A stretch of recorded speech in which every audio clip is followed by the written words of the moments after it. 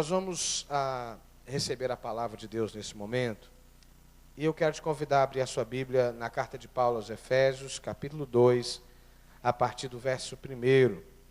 As crianças de 4 a 6 anos, né, nosso ministério está totalmente envolvido com o Renove, mas nós temos alguma estrutura para as crianças de 4 a 6 anos. Então, os pais que quiserem levar seus filhos nessa faixa etária, de 4 a 6, o Ministério com Crianças está preparado para recebê-los. Tá? Mesmo assentados, com reverência, diz assim a palavra do Senhor: Ele vos deu vida, estando vós mortos nos vossos... 2:1. 2, versículo 1. Ele vos deu vida, estando vós mortos nos vossos delitos e pecados, nos quais andastes outrora, segundo o curso deste mundo, seguindo o príncipe da potestade do ar, do espírito que agora atua nos filhos da desobediência, entre os quais também todos nós andamos outrora, segundo as inclinações da nossa carne, fazendo a vontade da carne e dos pensamentos, e éramos por natureza filhos da ira, como também os demais. Mas Deus, sendo rico em misericórdia, por causa do grande amor que nos amou, e estando nós mortos nos nossos delitos e pecados, nos deu vida juntamente com Cristo, pela graça sois salvos. E juntamente com Ele nos ressuscitou, e nos fez assentar nos lugares celestiais em Cristo, para mostrar nos séculos vindouros a suprema riqueza da sua graça, em bondade para conosco em Cristo Jesus. Porque pela graça sois salvos, mediante a fé, e isso não vem de vós, é dom de Deus, não de obras para que ninguém se glorie, pois somos feitura dele, criados em Cristo Jesus para boas obras, as quais Deus de antemão preparou para que andássemos nelas. Pai, em nome de Jesus, nós nos colocamos nas tuas mãos, a expectativa de que o Senhor fale ao nosso coração, em nome de Jesus. Amém. Nesse tempo de decisão, a gente precisa ter clareza do que realmente é importante para nós. É interessante que quando a gente chega numa determinada fase da nossa vida, de maturidade, a gente tende a deixar para trás algumas coisas que antes a gente dava muita atenção, mas que a gente descobre que não são tão importantes assim. Com o passar dos anos, a gente vai percebendo, primeiro, a nossa incapacidade de dar conta de tudo, a nossa incapacidade de resolver todos os problemas, a nossa incapacidade de dar conta de todos os detalhes da vida, do trabalho, de tudo. A gente começa a perceber que somos limitados, que o corpo não responde mais à velocidade dos seus pensamentos, que você não tem toda a energia que acha que tem, e que por isso você precisa usar essa energia que tem de maneira estratégica. Você precisa usar essa força que você tem de maneira estratégica. Você precisa fazer as melhores decisões, porque não tem tempo para perder. Quem está nessa fase de vida aqui, que não tem tempo para perder? Deixa eu ver. Os outros são todos jovens, não é verdade? Os outros são todos garotos, têm a vida inteira pela frente, não é? É assim mesmo? Deixa eu ver de novo. Quem não tem tempo para perder, irmão? Deixa eu ver. Não tem tempo para perder. Eu também não tenho tempo para perder. E se eu pudesse voltar atrás, algumas coisas que eu perdi muito tempo na minha vida, eu não faria de novo. E por isso que o discipulado é uma bênção, né? Quando eu estava no seminário, e os meus professores vinham dar aula, e eles diziam assim: eu levei 10 anos para descobrir isso. Naquela época a marca era 10 anos. Eu levei 10 anos para descobrir aquilo. Eu falei: Deus, eu não quero perder esse tempo todo. Então o que eu fiz foi me aproximar de gente mais madura, de pastores mais maduros, ouvir deles como é que eles fizeram, o que eles descobriram, para eu não gastar 10 anos, né? Para descobrir uma coisa que já estava descoberta. E na vida da gente, na medida que a gente amadurece, na medida que a gente caminha, a gente precisa escolher certo. Porque as boas escolhas ninguém pode tirar da gente. Foi o que Jesus disse para Maria, né? Disse para Marta: Marta, você anda inquieta com muitas coisas, enquanto uma coisa só é necessária. Maria escolheu a boa parte, e isso não vai ser tirado dela.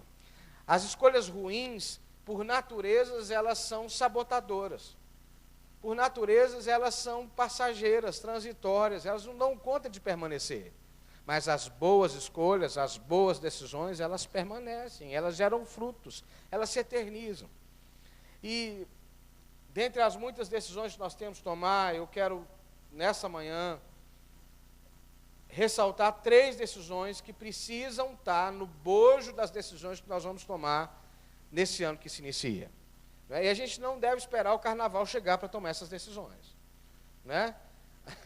É verdade, não. O ano não começa depois do carnaval, o ano começa segunda-feira, daqui a 8 dias. Né? O ano começa dia 1º de janeiro, domingo, né? Na verdade começa dia 1º de janeiro. A primeira decisão é que nós precisamos decidir mergulhar e desfrutar do rio da graça de Deus, do amor que está disponível para nós. O texto diz que Deus nos amou e nos alcançou, nos deu vida, estando nós mortos nos nossos delitos e pecados.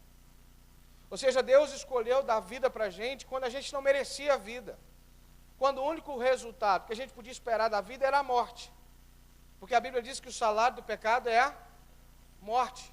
Mas o texto é muito claro em dizer, Ele deu vida, estando vocês mortos em vossos delitos e pecados.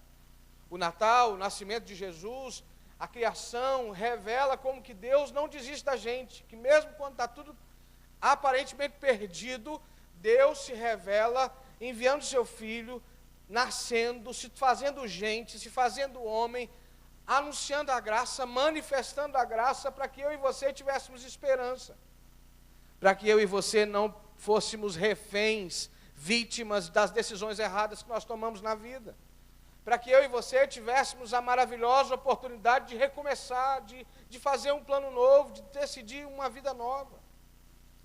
E essa palavra parece redundante, mas muitos de nós vivem como nos dias do nascimento de Jesus, na cidade de Belém, em que o maior acontecimento da história estava lá na cidade de Belém, e Belém nem fez caso disso. Jesus nascendo na cidade prometida, na cidade de Davi, e não tinha nem lugar para José e Maria se hospedarem. Nós vivemos dias em que nós somos tão impulsionados a ter, a fazer, a realizar, que nós tendemos a menosprezar o que já é oferecido gratuitamente, o que está disponível gratuitamente, não é?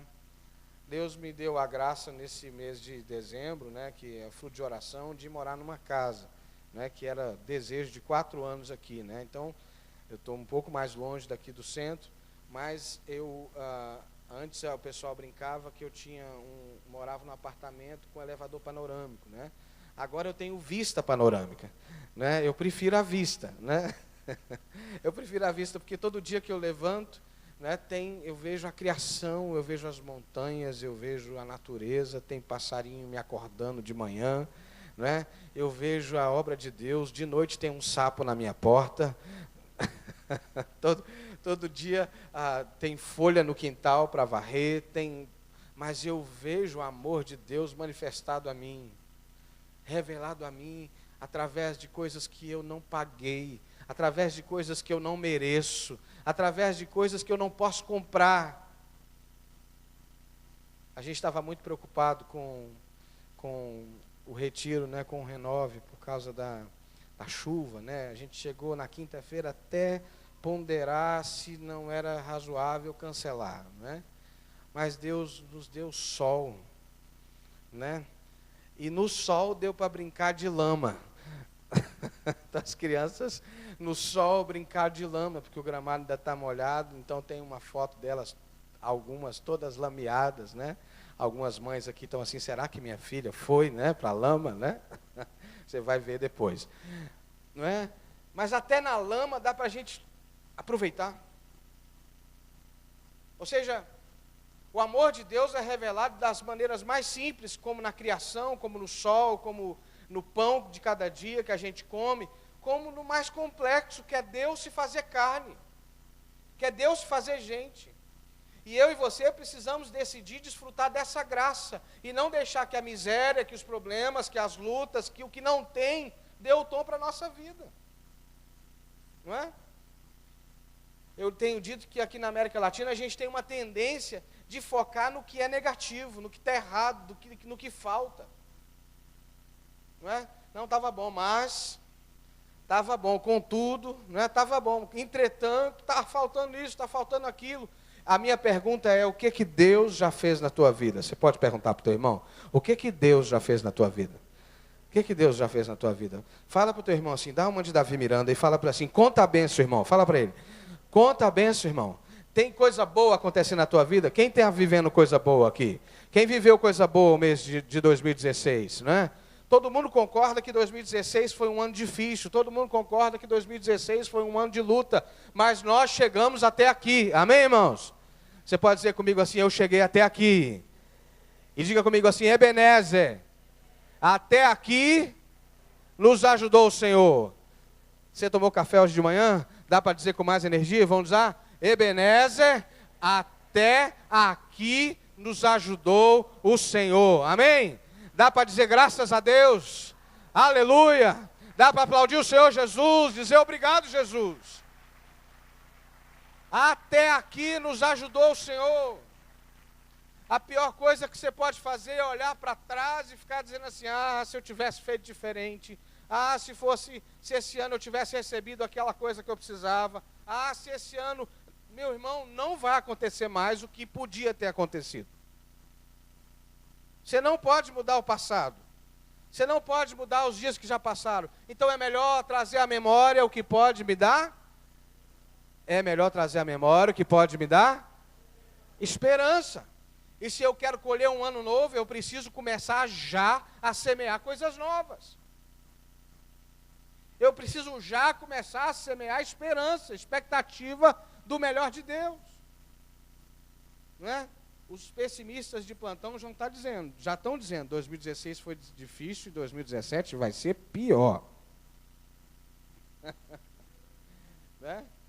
Talvez olhando matematicamente, fazendo uma análise fria da realidade econômica, financeira do Brasil, talvez seja até pertinente. Mas eu não posso começar o ano desse jeito. Não posso começar o ano desse jeito. Eu tenho que dizer assim, o mais difícil Deus já fez. Você pode falar isso comigo? O mais difícil Deus já fez. Irmãos. Deus me deu graça, Deus me deu vida, Deus me deu esperança, Deus me deu salvação. Amém, queridos? E muitas vezes o lugar mais estreito, mais difícil, é o lugar onde a gente aprende a depender de Deus, é o lugar onde a gente aprende a criar coisas novas, a viver coisas novas, a semear coisas novas, e em função disso, a colher coisas novas. A segunda coisa, a segunda decisão que a gente precisa tomar, a primeira é viver a graça, é desfrutar da graça, é escolher o melhor. A segunda é decidir aceitar a obra redentora de Jesus. Mas, pastor, isso é tão básico. É tão básico isso. Eu já aceitei Jesus um dia. Aceitar a obra redentora de Jesus. Admitir que Deus se fez carne mesmo. Isso não é só uma tradição religiosa. Isso é verdade. Deus se identificou comigo para que eu não ande sozinho. Para que eu não esteja sozinho. Para que eu não viva sozinho.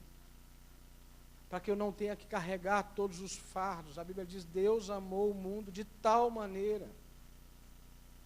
Então eu preciso aceitar que Deus, o Deus que nós servimos é um Deus que se identifica comigo até as últimas consequências. Ele esvaziou-se da sua glória e assumiu a forma de homem, e isso é ir até as últimas consequências. Ele se colocou no nosso lugar, e isso é ir até as últimas consequências. A gente não tem muita clareza disso, porque a gente é fruto de um tempo onde o homem se sente no topo do mundo. Então, dizer que Deus se fez homem, até parece que Deus foi promovido. Mas não é nada disso. Era como se você se fizesse formiga para salvar as formigas. Você pode colocar isso mais longe ainda. Ou seja, Deus se esvaziou da sua glória para se identificar comigo, com você, que somos barro, que se não tomar banho, cheira mal. que depois de morto cheira mal. Ou seja, Deus se fez carne, Deus se fez suscetível a tudo, as dores, as lutas, por mim e por você. Eu preciso decidir nesse ano que chega, e nesse momento que chega, não viver mais sozinho, não carregar a tragédia do pecado nas minhas costas, não viver sobrecarregado de preocupações. Jesus disse: vinde a mim todos que estão cansados e sobrecarregados, e eu vos aliviarei. Às vezes, o pecador procura Jesus e encontra no povo de Deus um povo mais ansioso ainda, mais desesperado ainda. Nós somos o povo que tem aquela paz que excede a todo entendimento e toda compreensão humana, e essa paz vem da segurança de que o Senhor está conosco, amém, irmãos? Quem tem filhos pequenos aqui? Quem tem filho pequeno aqui? Os meus filhos de vez em quando pedem para eu ir dormir na cama com eles, não é? E às vezes é um dia assim que está difícil de dormir, mas é batata, é deitar lá. A Isabela, então, em 5 minutos ela já está dormindo, não é? O Samuel demora mais um pouco, eu tenho que contar uma história e tal, daqui a pouco ele está dormindo também. Por que os filhos dormem assim, com essa tranquilidade, quando o pai chega na cama? Ele se sente seguro. Você tem segurança em Jesus? Quem tem segurança em Jesus aqui? Decida desfrutar dessa segurança. Fala com teu irmão assim, com muito carinho, por favor. Fala com respeito para ele. Fala assim, desiste de ser Deus. Fala para ele. Desiste, dá para desistir de ser Deus? Dá? Porque é Deus que tem controle de tudo. É Deus que sabe tudo. É Deus que vê tudo. É Deus que, sabe, está no início e no fim. Eu e você não damos conta. Aceite o sacrifício de Jesus na cruz do Calvário. Ou seja, ele não só nasce, mas ele morre. E isso não é novo para a gente também. Ontem eu ministrava sobre a cruz de Cristo para as nossas crianças. E eu dizia para elas que a cruz de Cristo é uma ponte entre onde eu estou e o sonho de Deus para a minha vida. O propósito de Deus para a minha vida. O Renove é um retiro que fala muito sobre o propósito de Deus. E Jesus é a ponte entre onde eu estou e onde eu preciso chegar. Eu preciso crer nisso. Porque muitas vezes nós nos relacionamos com Jesus como se Jesus fosse uma bengala, um amuleto.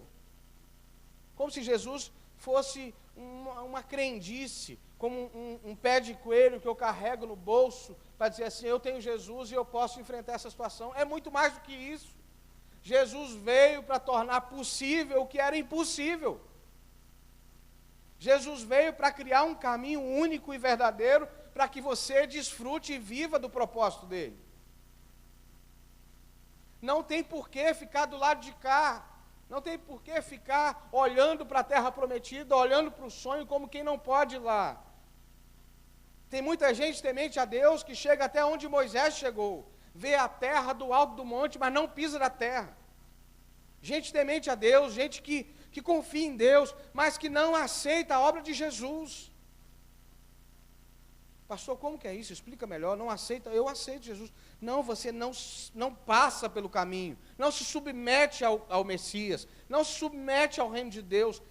A gente é criado para ter o reino próprio. Nós somos formados nesses dias para sermos senhores, Messias de nós mesmos, salvadores de nós mesmos.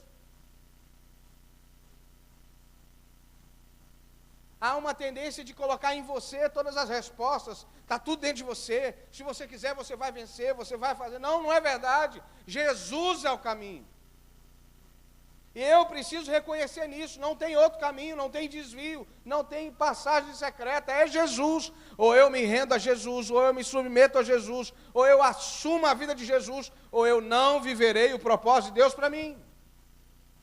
Aceitar a obra de Jesus, aceitar o sacrifício de Jesus é entender, admitir que por mais que eu me sacrifique, que por mais que eu esforço, sem Jesus, todo esforço é em vão. É em vão. E por fim, aceitar a vitória de Cristo e viver vitoriosamente. Então, em primeiro lugar, eu preciso desfrutar da graça. Tem graça de Deus para nós. Diga para o teu irmão, por favor, meu irmão, tem uma vida de paz para você. Fala para ele, tem uma vida de paz, sossegada. Teve uma igreja aí, que de vez em quando faz a campanha da vida regalada. Não é isso que eu estou propondo. Mas é uma vida próspera, no sentido da vida cheia da graça e da paz de Deus. Tem uma música antiga do Rick Bonfim, não é? Não sei quem lembra aqui, que diz assim: quando terminar essa vida e lá no céu eu chegar, haverá uma multidão de irmãos esperando para me abraçar, e todos a uma só voz, voltados para mim, perguntarão como você, irmão, venceu e chegou aqui.